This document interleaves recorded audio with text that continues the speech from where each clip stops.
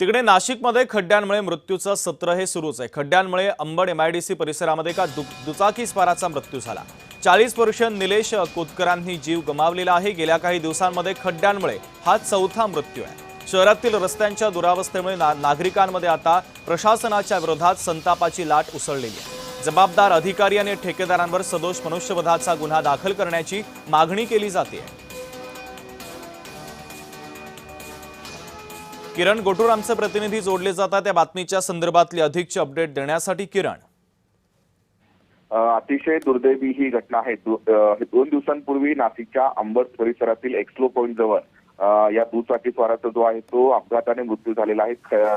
या रस्त्यावर पडलेला खड्डा चुकवत असताना हे निलेश कोतकर यांनी आपली बाईक जी आहे ती दुसरीकडे वळवली, पण दुसरीकडून येणाऱ्या एका वाहनाचा कट लागला आणि त्यानंतर निलेश कोतकर यांचा अपघात झाला। त्यांना जे उपचारासाठी एका खासगी रुग्णालयामध्ये जे आहे ते दाखल करण्यात आलेलं होतं, पण ज्या उपचारादरम्यान त्यांचा मृत्यू झालेला आहे। मागच्या काही दिवसांपासून अशा पद्धतीचे अपघात घडून 4 ते 5 जणांचा मृत्यू झालेला आहे।